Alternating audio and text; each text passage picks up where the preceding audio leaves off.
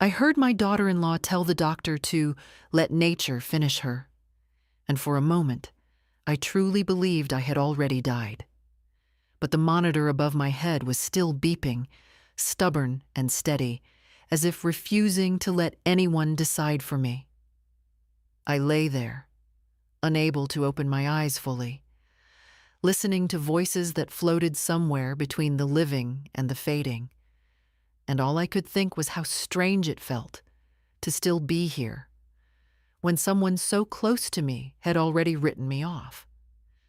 I had never imagined that the first person to sign my departure slip would be someone who married into the family, someone who barely knew the weight of my steps or the rhythm of my days.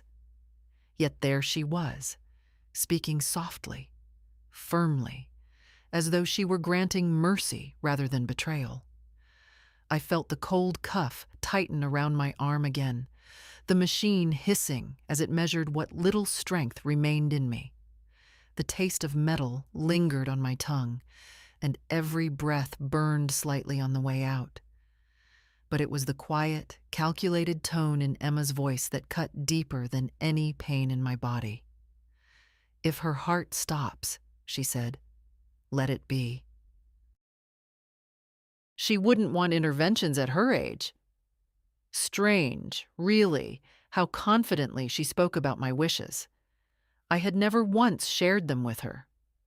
The doctor murmured something back, something about protocols, but he did not argue. They rarely argue with the ones who look healthy and speak clearly. I lay still, my body heavy as wet wool, but my mind sharp enough to understand. She wanted me to slip away. Quickly, quietly, without fuss. A practical solution to an inconvenient problem. For a moment, I wondered if my son was with her, if he nodded in agreement somewhere out of sight. I couldn't hear him, only Emma. Always Emma, filling the air with that polished certainty of hers. She believed she was doing the right thing.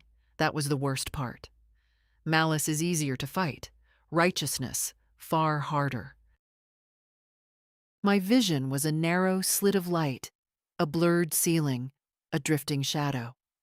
I tried to move a finger, but it twitched only slightly. Still, that was enough to remind me that I was not gone yet.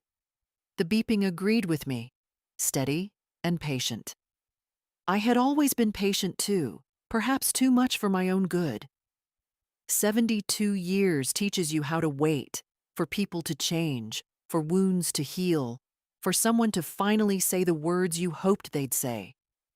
But in this narrow bed, with Emma's voice deciding my fate, something inside me shifted, quiet, but certain. I would not wait for them to choose whether I lived. A nurse came closer. I recognized her perfume before I saw her silhouette. She adjusted my blanket gently, almost apologetically, as if she'd heard what Emma said too. Her hands were warm. That warmth reached deeper than her touch. It reminded me I still belonged to this side of the world. When the curtain rustled again, Emma leaned over me. Her face was elegant, composed, that same measured smile she always wore when she wanted to look kind in front of others. "Just rest, Margaret," she said, as if I were a child asking for something unreasonable. "You've had a long life. You don't have to fight anymore." Fight!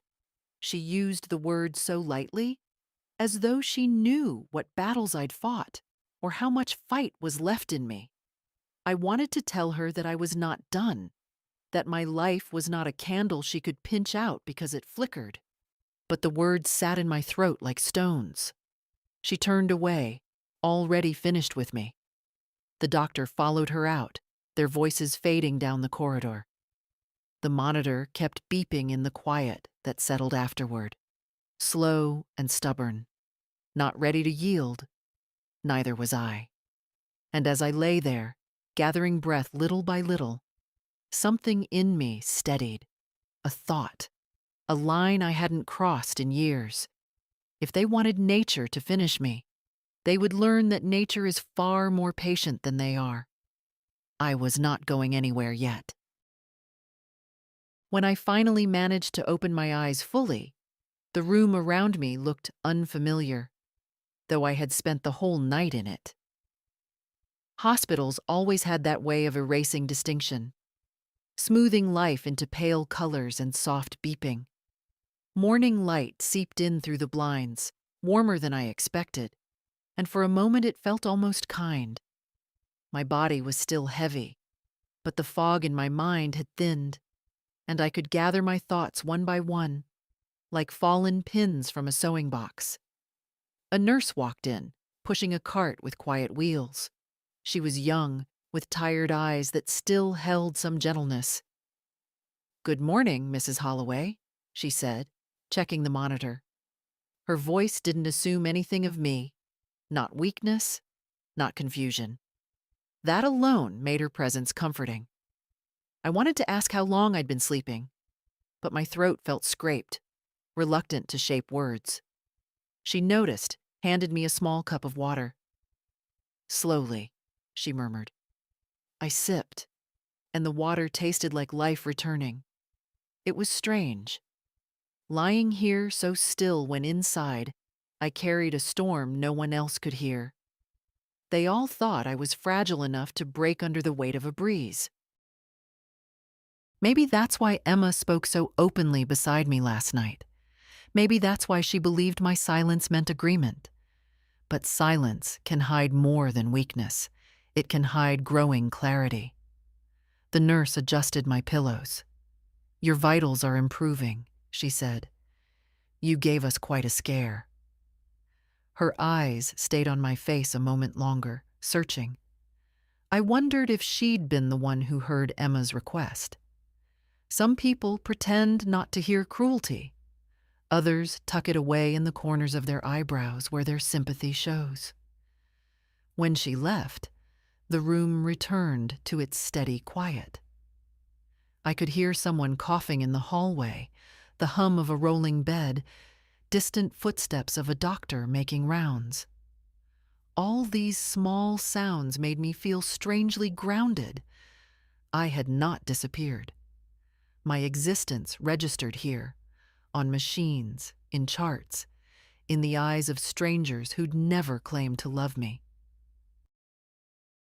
I turned my head slowly toward the small table where someone had placed a plastic pitcher of water and a tissue box. No flowers, no cards. Not that I expected any. My son rarely thought of such things, not out of cruelty, but out of habit. A habit of assuming I would always be there, quietly, reliably, uncomplaining. A background figure in his busy life. Emma, on the other hand, I had no illusions. Her frostiness had begun long before this hospital stay. It started with small comments, always phrased politely enough to pass as concern. "Maybe it's time you considered a smaller place, Margaret. You shouldn't strain yourself with bills. It's not safe for you to live alone." Each sentence carried an invisible suitcase of intentions. I had pretended not to see it. Pretending is a skill you acquire with age, though it costs more than honesty. A soft knock interrupted my thoughts. A different nurse entered, older, brisk, but not unkind. She checked my chart, took my temperature, then looked at me thoughtfully. "Your daughter-in-law was here last night," she said, very anxious. The choice of words made me smile inside. Anxiety can wear many masks: concern, irritation, impatience. I managed to whisper, "My son?" She hesitated just slightly. "He hasn't been in yet this morning, but he's on the list of primary contacts. I'm sure he'll stop by later." Later. Such an elastic word. It can stretch for hours, days, years. When she left, I watched the strip of light on the wall move slowly as the sun shifted outside. My body ached, but not unbearably. Pain was familiar. Betrayal still had edges too sharp to hold. Yet beneath the hurt was something steadier, something forming with deliberate calm, resolve, not loud or dramatic, just a quiet tightening of thread inside me. I was still alive. I was still here, and I had heard everything. As I breathed in, deeper than before, I felt the shape of the decision that would soon come. It wasn't revenge. It wasn't anger. It was something far simpler. Dignity returning home after being gone too long. I closed my eyes not to sleep, but to listen. To my breath. To the monitor. To the truth settling in like a long-awaited guest. One thing was certain. Emma had made a mistake last night. She believed that because I was silent, I was powerless. She had forgotten that even the quietest women remember everything. I heard the door open before I saw her. Even without looking, I knew it was Emma. The sharp click of her heels always arrived before the rest of her. The rhythm of her steps was brisk, purposeful, as if she were entering a boardroom rather than a hospital room where her husband's mother lay recovering. I kept my eyes half closed, letting my breath slow just a little, not to deceive, but to observe. People reveal more when they think you're weak. Margaret? Her voice floated toward me, light and sweet on the surface, like tea with too much sugar to hide its bitterness. Are you awake? I blinked slowly, giving her the kind of response she preferred, a minimal one, requiring no real effort from her. She moved closer, and I could feel the faint scent of her perfume, crisp and cool, never warm. She always chose fragrances like that, as if softness might betray something she didn't want seen. Well, you look better, she said, but her tone was the kind used when someone comments on weather they don't care for. The doctor said your vitals stabilized overnight. That's good. Really good. She nodded to herself, though her eyes didn't match the nod.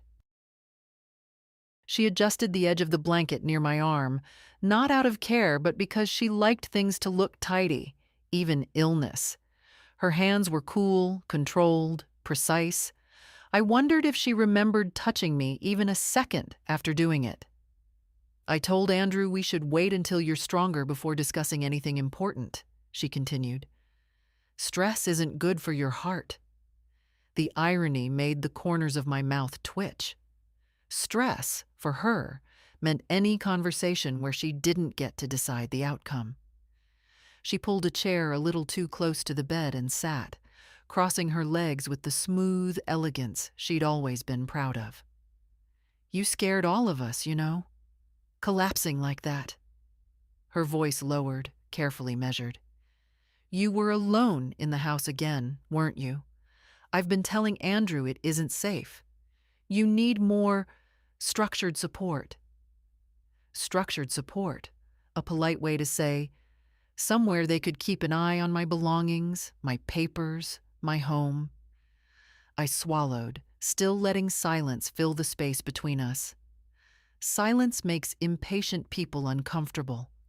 With Emma, it made her talk more, revealing pieces she normally kept tucked away.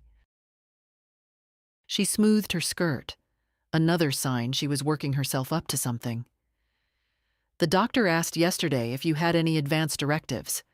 I told him Andrew would handle everything. Of course we want what's best for you. What's best for me? How easily she used that phrase. As if her vision of my future held any tenderness. As if she had spent even a moment trying to imagine what I might want instead of what made life simpler for her. She leaned forward slightly.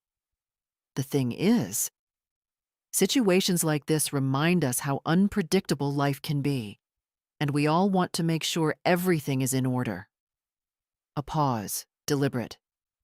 Your house, your accounts. None of us would want complications if something happened. There it was, finally stepping into the light. I kept my face as still as the sheets beneath me, not out of fear, out of clarity. If Emma thought I was too weak to understand, she'd keep talking. And she did. Andrew worries, she went on. He may not say it, but he does. He feels responsible. You've lived alone too long, Margaret, and you have too much on your plate at your age. Bills, taxes, maintenance, it's a lot.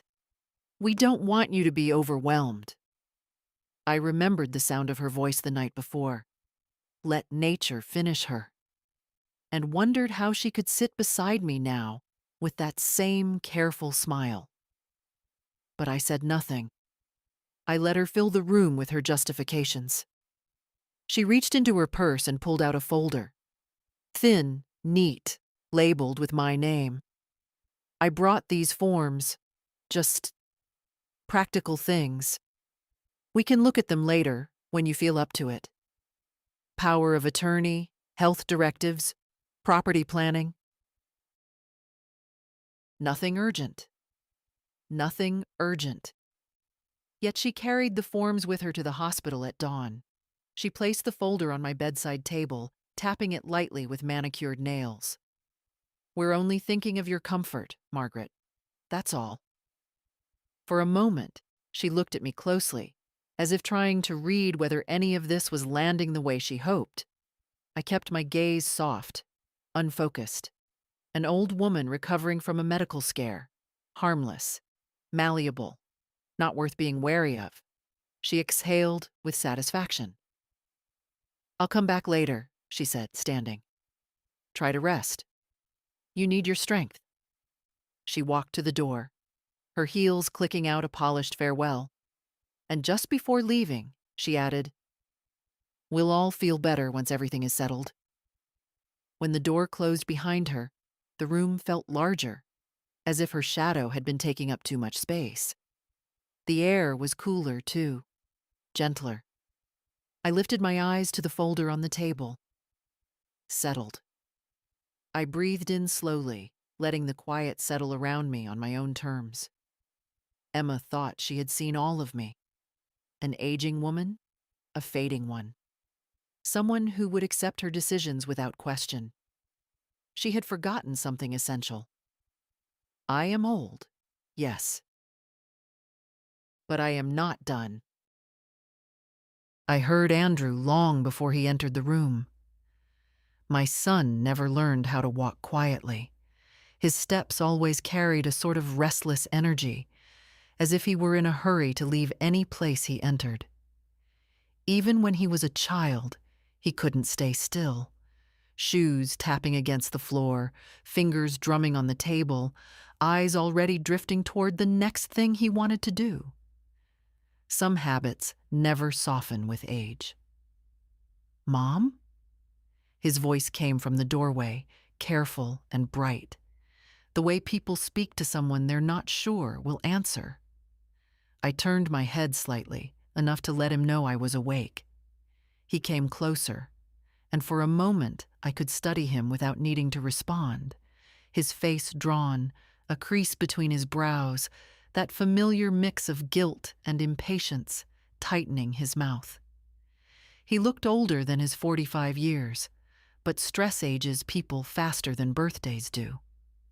You scared us, he said, pulling up the chair Emma had used earlier. The doctor said it was a pretty serious drop in blood pressure, and the pain.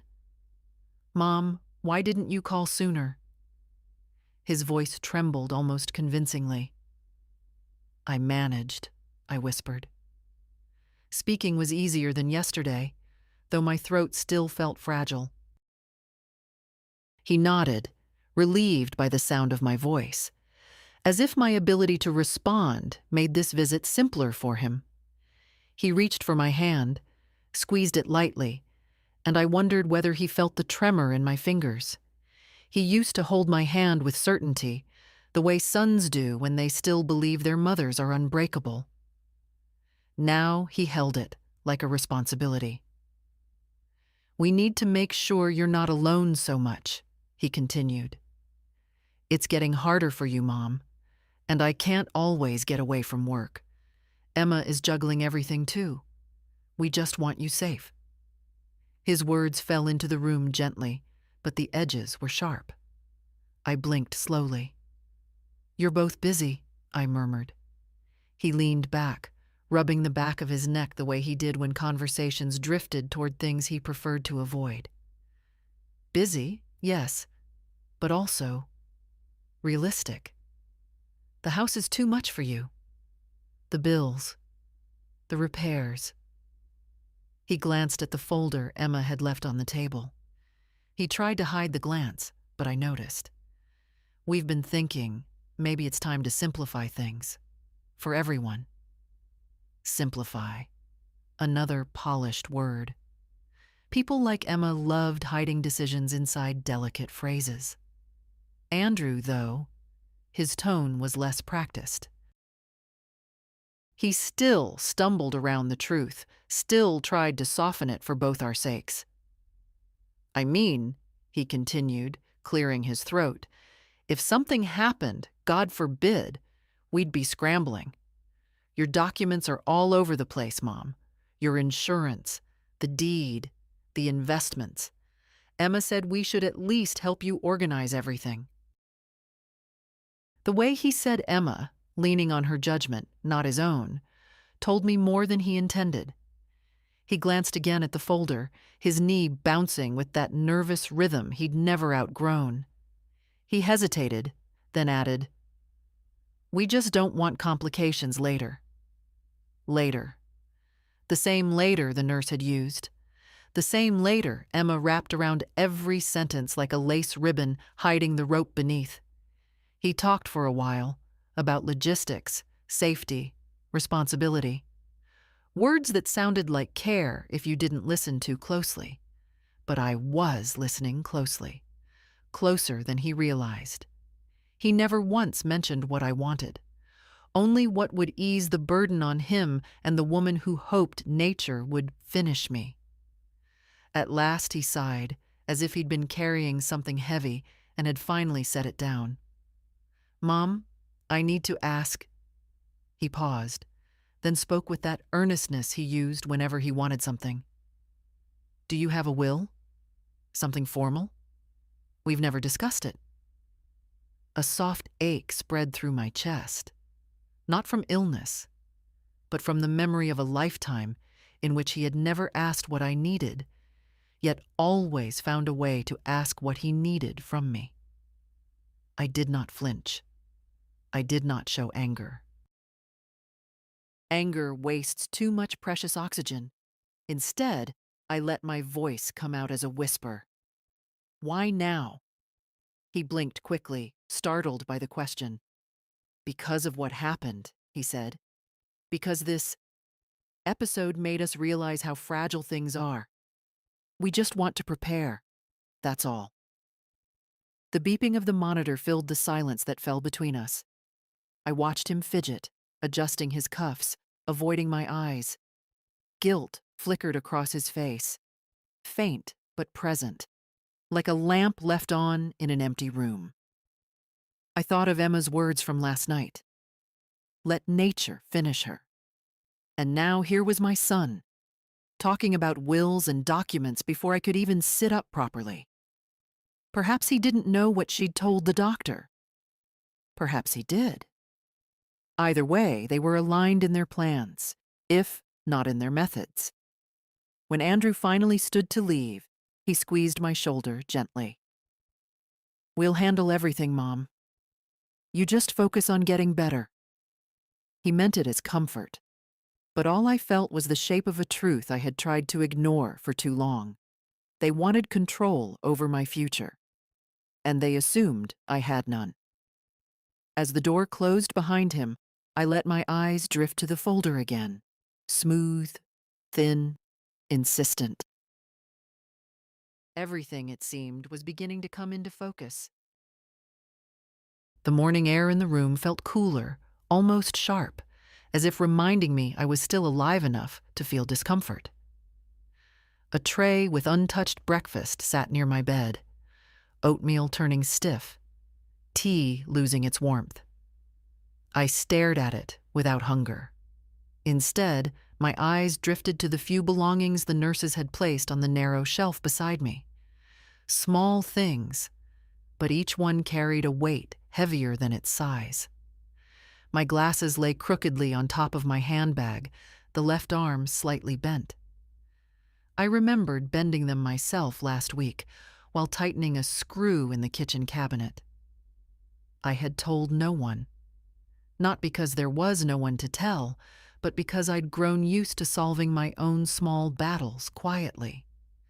The bent glasses now looked like a tiny record of that solitude, one no doctor needed to diagnose.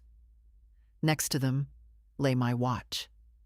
The strap was worn, thinning where the clasp always pressed against my wrist. The watch still worked, ticking faithfully even as my heartbeat had faltered. I lifted it slowly, feeling the faint vibration of its tiny engine. I used to check it constantly, timing my day around chores, meals, small errands. Lately, time had felt like something slipping away unnoticed, thinning like the strap itself. On the shelf was also a folded cardigan the nurse had found in the ambulance. Soft wool, pale gray. I'd knitted it the winter after my husband died. The year's silence began to live in my house like an uninvited tenant. I had worn it nearly every day for comfort. Funny how you don't realize a thing has become part of you until you see it removed, folded neatly, waiting for your return. The curtain moved slightly from the draft. Outside the window, clouds thickened over the parking lot. Cars came and went. People lived their lives, rushed to appointments, argued, laughed. I felt somehow outside of that world, suspended between what was and what might be. I looked at my hands resting on the blanket. The skin had thinned over the years, showing the pale blue of veins beneath. They were still strong enough, though. Strong enough to lift, to hold, to choose. For so long, I had used these hands for other people. Meals cooked, bills paid, favors done, small acts of care unnoticed or forgotten. I had never resented it. Love doesn't feel like sacrifice until the balance breaks. On the bedside table, half tucked beneath a hospital brochure, lay the papers Emma had brought. I didn't touch them. The edges peeking out were enough to read the words printed in bold: authorization, transfer, durable power of attorney. They sat there like vultures, waiting for the right moment to descend. The quiet in the room deepened, not empty, but full. Full of realizations that had been circling unspoken for years. I had allowed too much. I had forgiven too easily. I had believed that love, even when poorly expressed, still bore good intentions. But last night's words had shattered that comforting illusion. Let nature finish her. As if I were a project abandoned halfway. As if my life were a loose thread worth snipping. The beeping monitor pulled my attention back to the present, its steady rhythm a gentle defiance. That sound, soft, persistent, felt more loyal than the voices that should have protected me. I took a slow breath, deeper than before. My ribs ached from the effort, but the ache felt almost cleansing. Each inhale gave shape to a thought. Each exhale cleared space for resolve. There was no anger rising in me, no dramatic swell of indignation, just a steady settling, like dust finding its place. I was not done. I had more say in my life than they imagined, and the quiet inside me was no longer submission. It was preparation. By late afternoon, the light in the room had shifted to a pale gold, as if the sun were trying to slip in quietly, not wanting to disturb anyone's suffering. I lay propped slightly higher than before, the pillows arranged by a nurse who seemed to understand comfort better than most people in my own family. My body still felt fragile, but my mind had sharpened into something clear, almost cold. Clarity is strange at this age. It comes not with fire, but with a steady, deliberate calm. I heard the soft murmur of voices outside my door. One belonged to the doctor, the other unmistakably to Emma. Even through the wall, her tone carried that familiar firmness, the sound of a person who believed her judgment trumped everyone else's. I closed my eyes, not out of fear, but to listen better. Her condition is stable, the doctor said. We'll continue monitoring, but overall she appears to be improving. A pause. Then Emma's voice, lowered but still crisp. Yes, but we all know how unpredictable these situations are at her age. We shouldn't force anything unnatural. Unnatural? Strange word to use for trying to keep someone alive? The doctor offered a diplomatic hum. Our priority is her recovery. And ours, Emma interrupted gently, is her dignity. She spoke often about not wanting extreme interventions, especially if her heart fails. You understand? The doctor hesitated. I felt it rather than heard it. Legally, he said, I need clear directives from the patient herself unless we have documentation. Emma pressed on. She's tired. She's been declining for a while. Andrew and I can help with those decisions. Help, she said, as if deciding how I should die were an act of generosity. I opened my eyes and turned my head toward the door. Shadows rippled against the curtain. Their conversation felt like a slow tightening of a rope, each word meant to pull choice out of my hands. My pulse stayed steady, not from indifference, but from something deeper. I had lived through storms harsher than this, and none had taken my will from me. The doctor eventually entered. He smiled politely, professionally, but I could see something guarded in his eyes. Hesitation, perhaps. Emma followed a moment later, her smile perfectly arranged, as if she had rehearsed it in the hallway. Margaret, the doctor said, we want to make sure your care reflects your wishes. Do you have any advance directives? A written plan? Before I could answer, Emma stepped closer. Doctor, she really shouldn't worry about paperwork right now. Stress will only... I lifted my hand, slowly but deliberately. The small motion was enough to stop both of them. I can speak for myself, I said, my voice thin but steady. Emma froze, the smile still on her mouth but no longer fitting her face. The doctor nodded. Of course, Mrs. Holloway.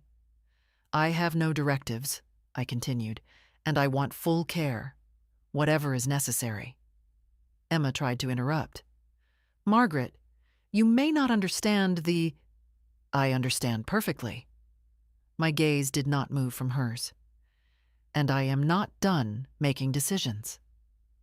For a moment, she simply stared at me, stunned into silence. She had built her plans on the belief that I would remain quiet, that weakness meant compliance. But there is strength in stillness, too, if one chooses to use it. The doctor cleared his throat gently. Very well. We'll proceed accordingly.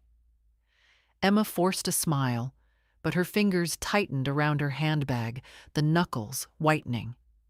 I watched her, not with anger, but with a growing steadiness. She had expected me to drift away quietly, like a candle burning down to its final inch. Instead, she found a flame she could not snuff out with a sentence. After the doctor left, she remained by the foot of the bed, adjusting her composure like someone tugging a wrinkled dress into place. You shouldn't exert yourself, she said softly. There's no need to make this harder. Harder for whom, I wondered. I let the silence answer for me. Silence, when used with intention, becomes a boundary. She lingered a moment longer, then turned to go, her steps more rigid than when she'd arrived. When the door closed behind her, the room felt lighter, the air clearer. Something inside me had shifted, not loudly, but decisively. I had spoken only a few words, yet they carried the weight of a choice I had not made in years, a choice to stand for myself, even from a bed. The monitor beside me beeped on, steady and patient, as if agreeing with the decision. I was not finished, and I would not let anyone finish me. Night in a hospital has its own sound. Not silence exactly, but a softened world. Distant carts rolling, muted conversations at the nurse's station, someone coughing down the hall. I lay awake, not from pain, but from a sense that something had shifted inside me and refused to let me rest. Once, I would have waited for Andrew to reassure me, or for Emma to explain things in her polished way. Now, I trusted neither of them to tell me the truth. If I wanted clarity, I would have to reach for it myself. A young nurse, dark hair pulled into a messy bun, entered to check my vitals. Her badge said, Sarah. She moved quickly but not carelessly, adjusting the wires with gentle fingers. When she finished, she smiled at me as if she could sense I was more awake than I let on. Need anything? She whispered. Her kindness made something inside me unclench. Water, I murmured. And a question answered. She brought the cup first, then sat on the edge of the chair beside my bed, as if she knew I wasn't asking for painkillers or more blankets. What's on your mind? I studied her face for a moment. Not because I doubted her. Rather, I needed to be sure she was one of those people who listened with both ears and conscience. My daughter-in-law, I began slowly, spoke with the doctor yesterday about letting certain things happen naturally. Her expression tightened, almost imperceptibly. She kept her voice neutral, but the truth flickered in her eyes before she spoke. I wasn't part of that conversation, but yes, some concerns were brought up by your family. She leaned forward. But you're alert, oriented, and able to make your own medical decisions. We respect that. Your word stands. That's not what worries me, I said softly. I want to know whether they've tried to access my records, insurance, financial files, anything outside medicine. She hesitated, not because she wanted to hide something, but because she was deciding how honest she was allowed to be. We document every request, she said carefully, and I can check who's been listed as a contact or proxy. Please, I whispered. I need to know. She nodded once, then slipped out of the room. I stared at the ceiling while I waited, tracing the lines in the plaster. I wondered how long Andrew had been preparing the ground, nudging here, suggesting there, until the idea of managing my affairs felt natural to him. Or maybe Emma planted the seed and he simply watered it out of habit. When Sarah returned, her expression confirmed more than her words would. She closed the door quietly before speaking. Your daughter-in-law asked about insurance coordination, she said, and she requested information about your existing directives. We didn't give her any because she isn't listed as having that authority. I nodded slowly. It was what I expected. Yet hearing it spoken aloud still felt like a cold cloth pressed against my heart. There's more, she continued. Your son asked about points of contact with your primary physician and whether certain authorizations could be transferred. He didn't phrase it in a suspicious way, but it raised flags.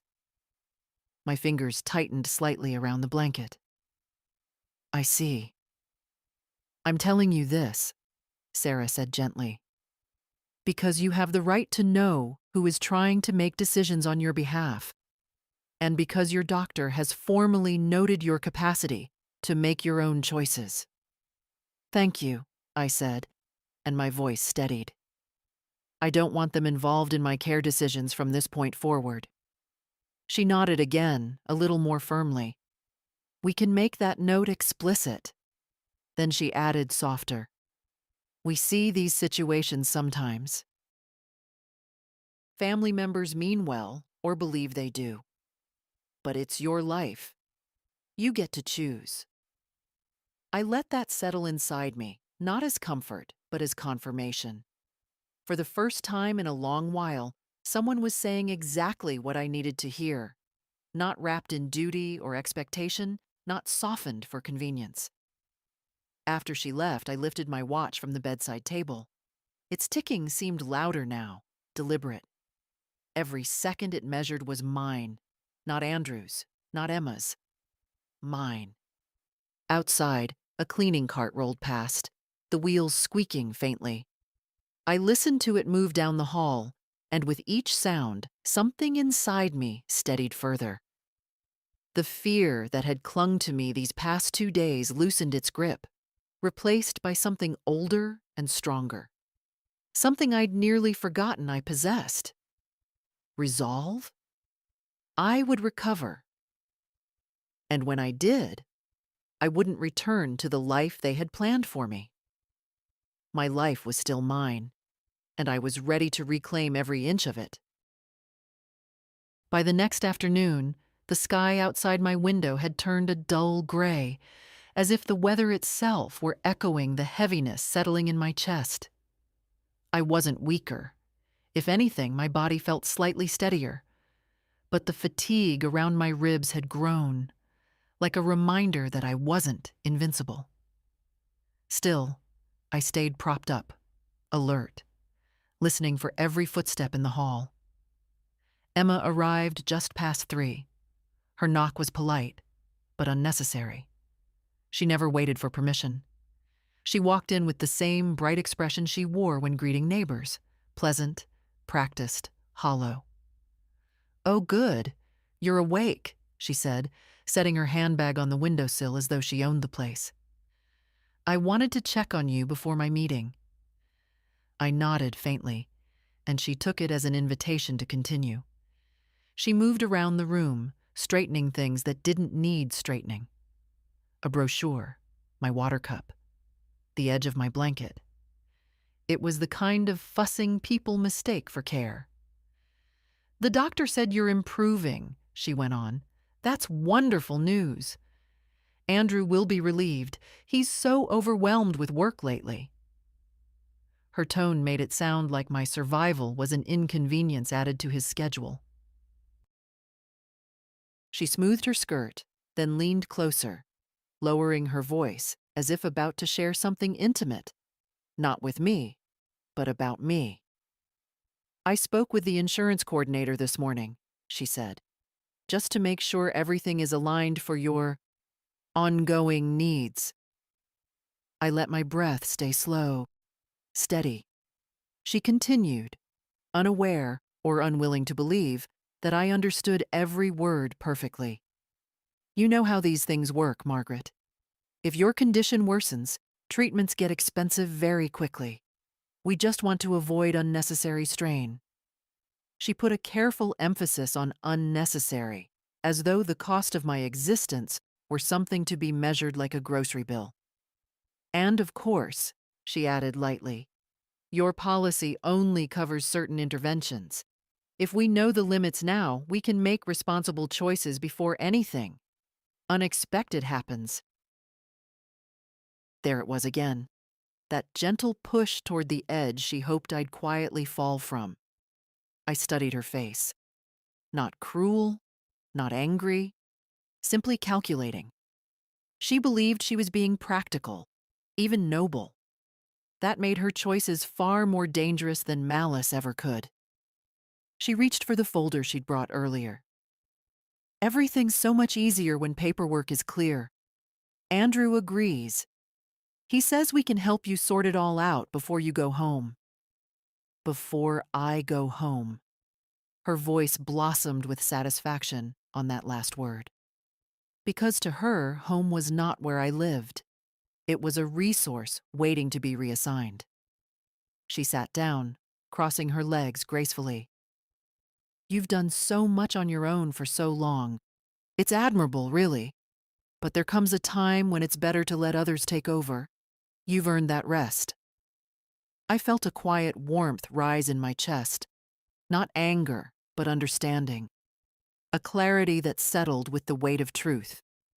She wasn't preparing to support me. She was preparing to replace me.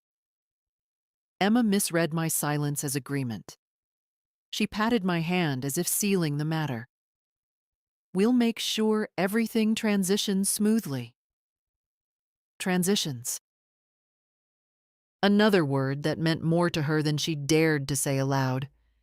She stood to leave, smoothing her blouse, checking her reflection in the darkened window. You focus on healing, she said brightly. Let us handle the complicated stuff. But when she stepped out of the room, closing the door behind her, the air shifted. Not heavier, cleaner. The way a room feels after someone blows out a candle, leaving only smoke behind.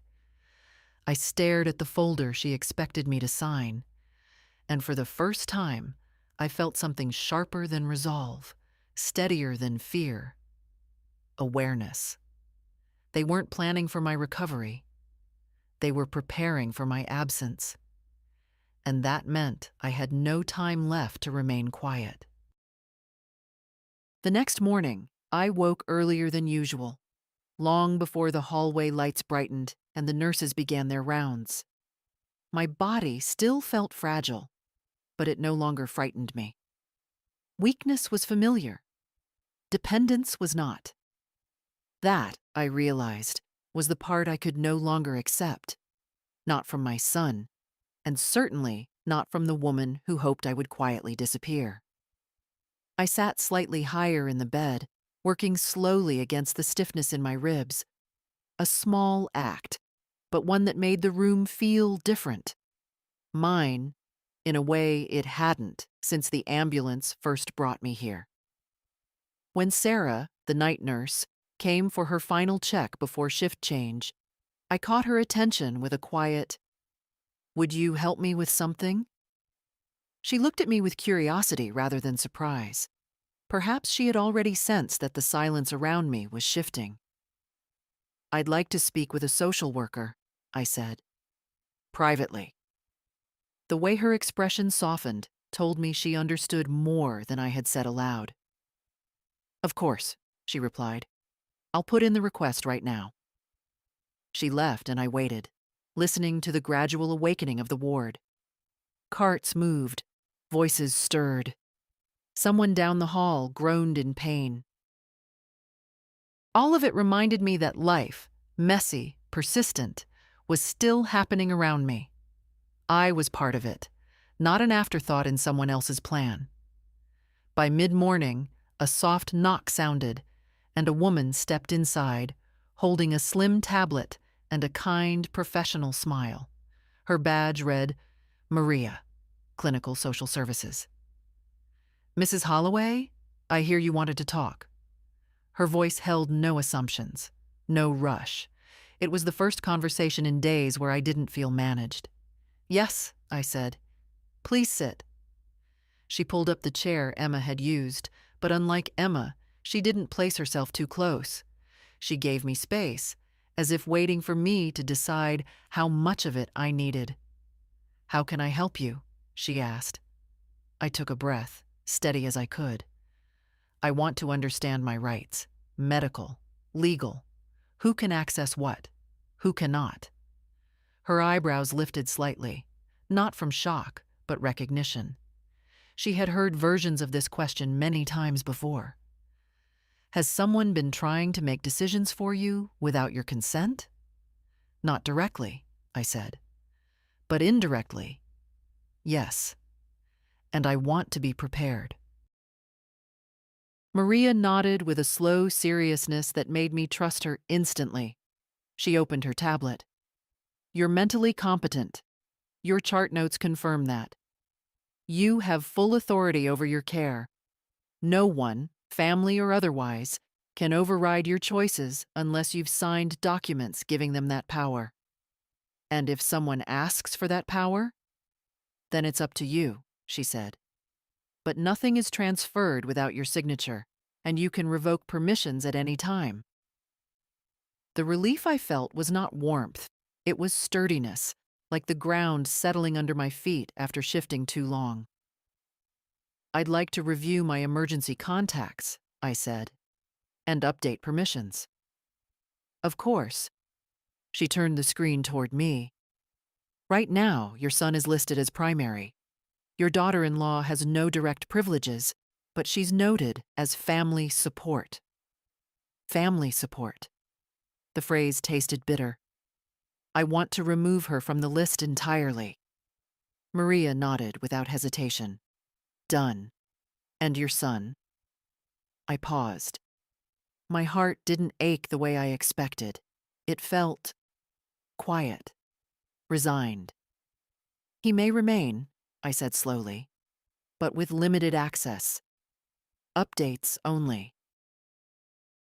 No decision-making authority. Understood. As she typed, I watched the lines of text change. Small adjustments to a digital file, yet monumental shifts in my life. No arguments, no guilt, no manipulation. Just my choices, finally given space to breathe. When she finished, she looked up. Is there anything else you'd like? Yes. I felt my voice deepen with resolve. I need information on legal support, estate planning, protection of assets. The words felt strange on my tongue, strong, deliberate, but not out of place. Maria's smile warmed. I can put you in touch with our legal liaison. Many patients need guidance when families overstep. Overstep. A gentle word for something far more damaging. She stood, but before leaving, she added softly, You're doing the right thing, Mrs. Holloway. When the door closed behind her, I let myself inhale slowly. Not triumph, just clarity settling deeper. For the first time in a long while, I wasn't letting others arrange my life like furniture in a room they didn't live in. I was beginning to rearrange it myself. And this was only the start. They arrived together, just as I suspected they would. Andrew with his hurried steps and furrowed brow. Emma with her polished calm that never quite masked the impatience beneath it. I heard them before they entered, their conversation low but urgent, like people preparing for an uncomfortable task they believed was necessary. When the door swung open, Emma carried that impeccable smile she used on strangers she meant to impress. Andrew looked tired, but not in the way illness makes a son tired, rather in the way an overworked man grows weary when life demands more attention than he wants to give. Mom, he said softly, how are you feeling? Better, I answered, my voice steady. Much better. Emma stepped closer. We're glad to hear that. Really. Her tone suggested relief mixed with something else, something strained. We thought this would be a good moment to talk through a few things. Practical things.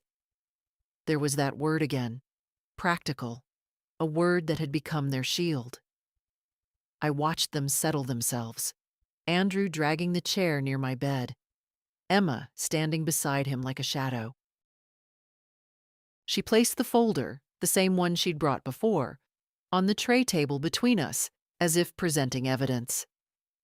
Mom, Andrew began, we're worried about you living alone, especially after this episode.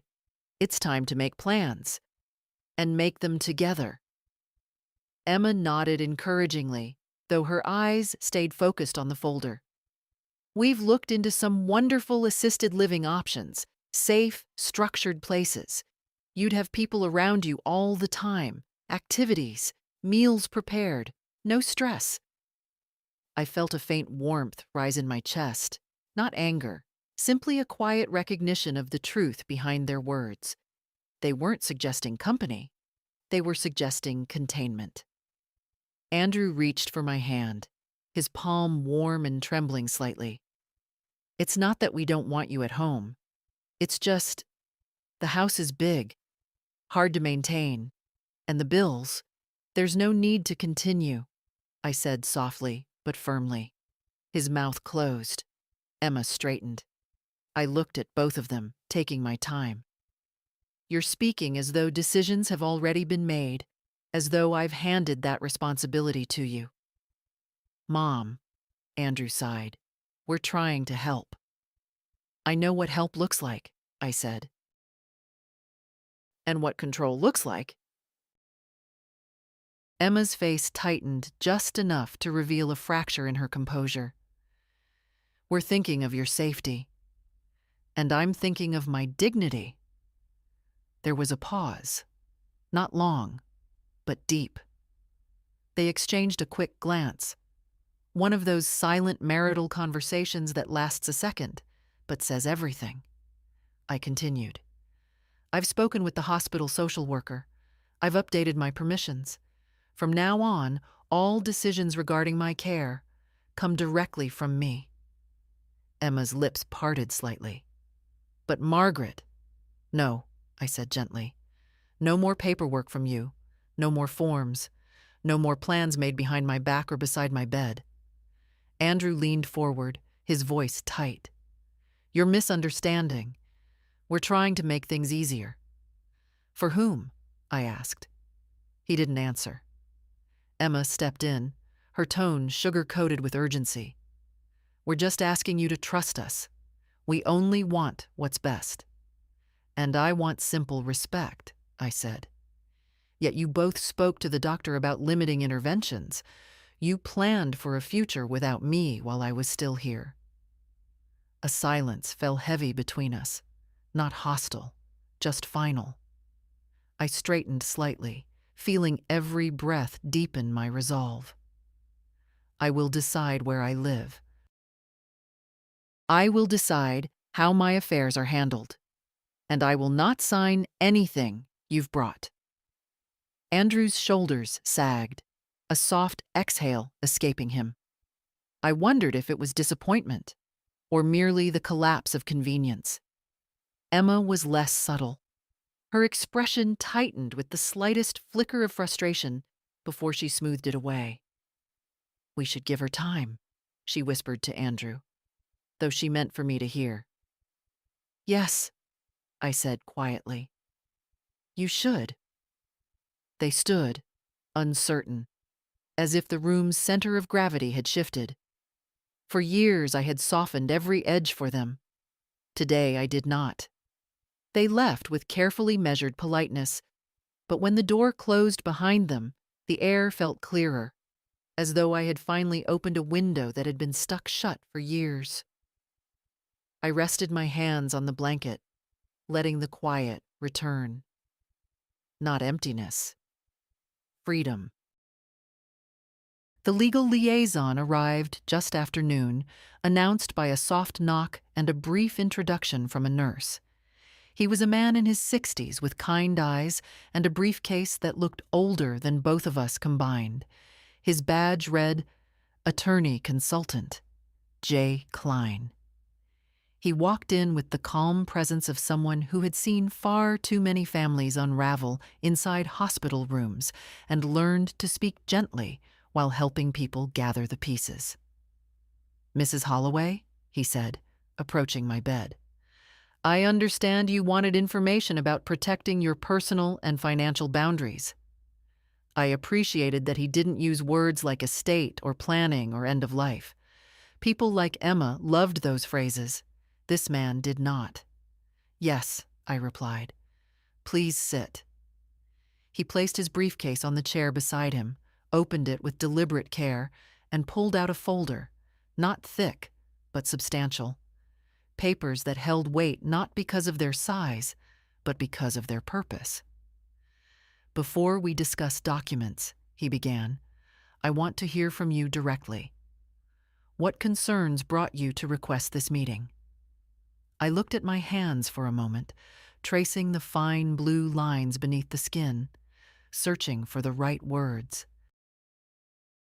My family, I said softly, has begun speaking about my affairs as though I am already gone. They mean to take control of decisions that should still be mine. He nodded slowly, not surprised. Unfortunately, that is common, and the law is very clear. You remain in full authority unless you assign that authority to someone else. Have you signed anything in recent years that would give your son or daughter-in-law power of attorney? No, nothing. Good. He leaned slightly closer. Then you still hold complete control. And if you want to formalize boundaries, we can do that. What kind of boundaries? I asked. He pulled several papers forward, laying them in a neat row on his lap.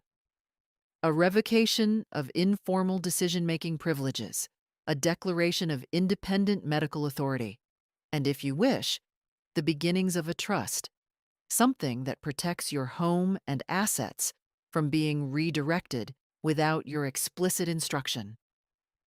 The word trust seemed almost foreign in the air of this small room, solid, structured, the opposite of the shifting ground I'd been standing on for days. And this would prevent them from accessing anything without my permission? I asked. It would prevent anyone from doing so, he said quietly. Your estate would be safeguarded. Your decisions would stand. And if you choose, you can appoint an independent trustee, someone outside your family circle. I let the thought sit with me. My house, my accounts, my future. No longer potential leverage in someone else's plans. I want that, I said. All of it. He didn't react with surprise. Just a gentle nod, as if he had expected the moment when resolve would overtake hesitation. We can begin today, he said. It will require signatures, and later, when you are discharged, we'll finalize the trust with a full meeting. But the protections can be set in motion now. For the first time in days, I felt something open in my chest. Not relief exactly, but breath. A full, steady breath that reached the bottom of my lungs. He set the documents on the rolling tray table, adjusting it so I could see clearly. His movements were unhurried, respectful, as though these papers were something sacred, not because of their content, but because of what they represented. A nurse entered briefly with pain medication, saw the attorney, and smiled knowingly. Take your time, she whispered to me. Don't let anyone rush you. Her words echoed warmly inside me. When she left, Mr. Klein continued, I want you to read these slowly. Ask questions. This is about your strength, not your surrender. I picked up the pen he offered, simple, black, weighty, in a way that felt symbolic. My hand trembled slightly, but not from weakness, from certainty.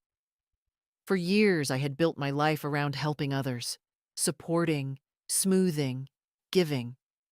It had never occurred to me that the quietest fight I'd ever face would happen in a hospital bed. But here I was, and I was choosing my future myself. Mr. Klein waited patiently as I signed the first page. My name steady, sure. With each signature, something small but profound shifted inside me. I was no longer the woman Emma could dismiss with a whisper. No longer the mother Andrew assumed would yield. I was myself again, fully, decisively, and I was not finished yet. Emma arrived before Andrew this time. Her heels struck the floor with more force than usual, the sound of a woman who felt her control slipping and was desperate to reassert it. She didn't bother knocking, simply walked in and closed the door behind her with a care that did not match the sharpness in her eyes. I heard you met with a legal liaison, she said, not even attempting a greeting. Her smile was thin, brittle at the edges. Andrew and I weren't informed. You didn't need to be, I replied. She blinked, just once, but the surprise was unmistakable. She had grown used to me cushioning everything I said. It must have felt strange to her now, hearing my voice without apology. She stepped closer, lowering her voice to a tone meant to sound reasonable. Margaret, you're recovering from a serious episode. This isn't the time to make complicated decisions. You should be resting, not signing papers you may not fully understand. Her concern was a hollow cup, beautifully shaped, utterly empty. I understand them well enough, I said. That answer unsettled her. She crossed her arms. I just want to make sure you're not being pressured by hospital staff. They don't know our family. They don't know what's best for you. No, I agreed calmly. But they listen, and they respect my choices. Something flickered behind her expression. Irritation, quickly smoothed away. She softened her voice again. You know Andrew only wants to help. You know that, don't you? I studied her carefully. Do you? The question landed like a stone dropped into still water. She drew a breath, steadying herself. This is unnecessary conflict, she said. If you had questions about your affairs, you could have come to us. We could have handled everything discreetly. Discreetly. Another word shaped to hide intent. Before I could answer, the door opened again. A nurse stepped in, tall, composed, one of the senior staff whose authority carried weight even Emma respected. Mrs. Holloway, the nurse said, addressing me directly, I'm here to confirm updates to your care access. I'll need just a moment. Emma moved toward her. I'm her daughter-in-law. You can speak to me as well. The nurse gave her a polite but immovable smile. I'm sorry, ma'am, but Mrs. Holloway has restricted access to approved contacts only. You are not listed. The stillness that followed was sharper than raised voices. Emma stared at the nurse, then at me, as though she couldn't quite comprehend the shift in power. I'm not listed? She repeated, trying to keep her voice even. No, the nurse said. Mrs. Holloway's directives are fully in place. Emma's face tightened, just for a heartbeat, but enough. The nurse finished her confirmation quickly, nodding to me with professional respect before leaving the room. The moment the door clicked shut, Emma exhaled, the sound small but sharp. So that's how it is, she said. You want to shut us out? No, I answered quietly. I want control of my own life. I've always supported you, she insisted, though her voice trembled with something closer to anger than hurt. Everything I've done was for your benefit. I didn't raise my voice. I didn't need to. You told a doctor to let nature finish me. Her face drained of color, then flushed again. You weren't conscious. You misunderstood. I was emotional, worried about your suffering. I looked at her steadily. I heard you. Every word. For the first time since she'd entered my life, Emma had no immediate reply. She pressed her lips together, gathering what dignity she could, and reached for her handbag. Andrew will talk to you, she said at last, each syllable clipped. He'll know how to sort this out. I didn't answer. There was nothing left to sort. She left with her head high, but her steps were uneven, heels clicking too fast, too loud, like someone trying to outwalk the truth. When the room fell quiet again, I closed my eyes and let the silence settle. Not peace yet, but protection. And for now, that was enough. The morning of my discharge arrived quietly, without the dramatic weight I once imagined such a moment would hold. No final tests, no urgent warnings, just a nurse wheeling in a folded stack of papers for me to sign, her smile warm and unhurried. My body still felt tender in places, but it held me, and that was enough. Strength doesn't always return with noise. Sometimes it settles like a hand on your shoulder, steady and sure. Andrew arrived shortly after breakfast. He didn't knock. He walked in quickly, breath slightly short, as if he had rushed through the parking lot. His eyes darted to the packed bag waiting at the foot of my bed. "You're being discharged today?" he asked, forcing a bright tone. "Why didn't you call? I would have picked you up." "I didn't want to trouble you," I said. The softness in my voice was real, but the words were chosen. I watched the flicker of confusion cross his face. "Mom, it's no trouble. I already moved meetings around. Emma's waiting outside in the car. She found a good route home. We'll get you settled, heat the house properly, maybe even—" "I won't be going home with you," I said gently. He froze. Not dramatically, just completely. As if someone had pressed pause on him, his eyes searched my face for a misunderstanding that wasn't there. "What do you mean?" "I've made arrangements," I continued. "Transportation is coming shortly, and I won't be returning to the house." His mouth opened, then closed again. "Mom, you can't stay somewhere else. Not alone. You're recovering. It's not safe." Safe. The word felt different now. I had learned that safety didn't depend on proximity to family, but on the absence of people who believed your life ended before your pulse did. "I'll be staying somewhere that was my decision," I said. "Not yours. Not Emma's." He took a step toward me, his voice cracking. "Is this because of the forms? The conversations at the hospital?" "Emma didn't mean—" "She meant exactly what she said," I interrupted softly. "And so did you, Andrew, when you spoke of my home as if it were already yours to arrange." He swallowed hard, looking away for a breath before trying again. "I was worried. We both were." Concern can be genuine, I thought. But desire for control often wears its clothing. "Worry doesn't excuse taking choices away," I said, "or planning a future without someone who is still here." He sat heavily in the chair near the bed, running a hand through his hair, the way he did as a boy when he felt caught in something larger than he knew how to handle. "Mom, I don't understand why you're doing all this." "Because I heard you," I said simply. "I heard Emma. I saw the way decisions were being shaped around me, not with me." He closed his eyes. A quiet exhale left him, not quite guilt, not quite grief, something in between.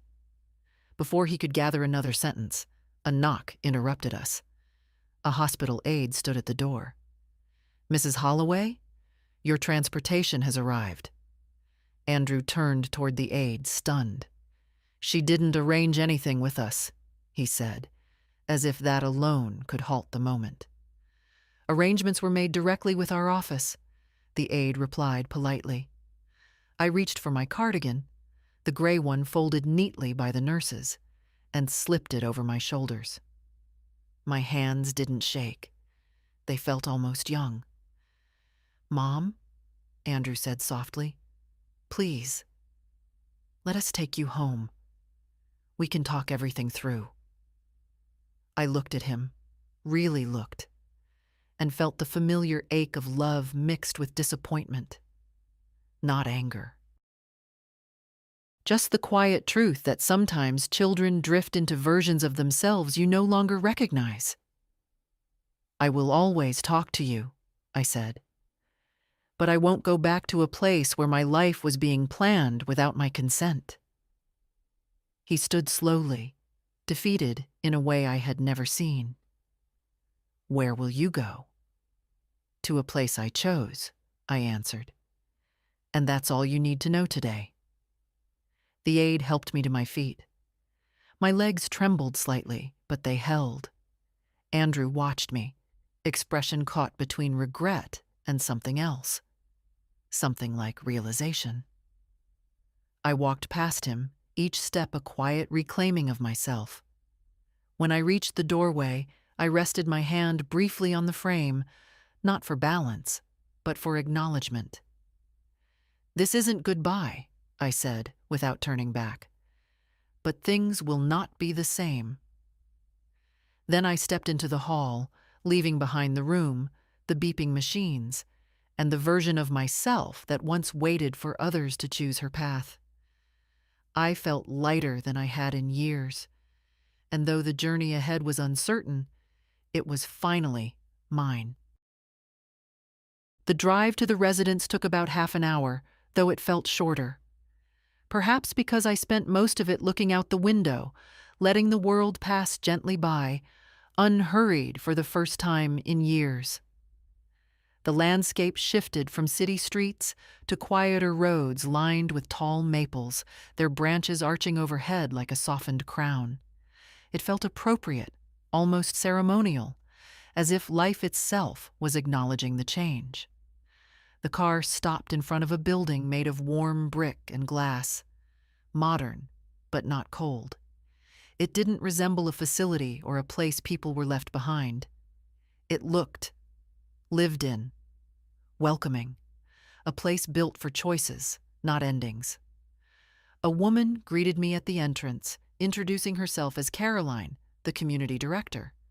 She didn't speak in that overly bright tone people reserve for the elderly. She spoke to me as though I were still entirely myself. That alone eased something in my chest. "We're glad to have you, Mrs. Holloway," she said. "Your room is ready.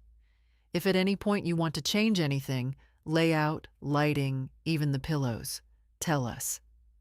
This is your space." Your space. How long had it been since I heard those words without suspicion attached to them? We walked together down a quiet corridor. Sunlight pooled on the floor where the windows stretched tall, and I could hear faint piano music from a common room nearby. Nothing loud, just a soft melody played by someone unafraid to touch the keys imperfectly. When Carolyn opened the door to my room, I stood still for a moment. It wasn't large, but it was bright. A soft armchair near the window. A small writing desk. Clean linens folded neatly at the end of the bed. A vase waited empty, ready for flowers I might choose myself. And for the first time since waking in the hospital, I felt a real exhale leave my lungs, slow and deep. "This is good," I said quietly. Caroline smiled. "You're free to rest, or walk around if you feel steady. Meals are served in the dining hall or delivered to your room. Your choice. My choice. Again." After she left, I sat in the armchair, pulling my cardigan closer around my shoulders. Outside the window, a few residents walked along the garden path, some slowly, some with surprising speed for their age. They moved with purpose, not confinement. No one hovered over them. No one ushered them along. They were allowed to exist without being directed. I let the quiet settle around me. Not the hollow kind that had filled my house after my husband died. This was a different quiet, shaped by freedom rather than absence. I thought of Andrew's face in the hospital room, stunned by the realization that his plans no longer anchored mine. I thought of Emma's sharp calm, the way she had clung to the idea of transition as if it were a kindness. For years, I had been the steady ground beneath all of them, smoothing every rough moment, absorbing every unspoken expectation. But somewhere along the way, the ground had shifted, and I had quietly disappeared behind their needs. Sitting here now, I felt myself return, not loudly, not triumphantly, but wholly. A staff member delivered a cup of tea, steam curling upward like a small ceremony. Chamomile, warm and fragrant. I cupped it in both hands, letting the heat seep into my palms, into the places of me that had been cold for too long. No one stood over me with forms. No one spoke of later as if I weren't present now. No one hinted that rest was merely preparation for my exit. Here, rest meant something else. It meant I had arrived. I took a slow sip of tea and let the sunlight reach across the floor, inching quietly toward my feet. My life was not ending. It was simply, finally, my own again. The first week in the residence passed quietly, each day unfolding with a steadiness my life had lacked for years. I spent mornings walking the garden path, afternoons reading in the sunroom, evenings listening to the gentle murmur of conversations drifting from the dining hall. No tension, no clipped smiles, no footsteps pacing around me with hidden intentions. One afternoon, as I sat by the window with a book open on my lap, the receptionist knocked lightly on my door. "Mrs. Holloway," she said, "your son is here to see you." I closed the book, marking my place with a finger. I had expected this visit eventually, but the reality still sent a small ripple through my chest. Not fear, just memory. There is a difference. Andrew entered slowly, without the hurried steps he used to carry everywhere. He looked older than I remembered from the hospital, less polished, more human, a man who had spent days thinking about things he had never wanted to examine. "Mom?" he said softly. "You look good."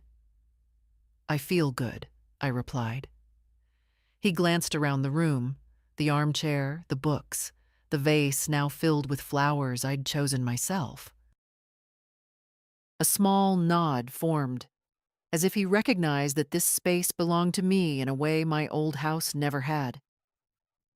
"I'm sorry," he said, the words landing carefully, without theatrics.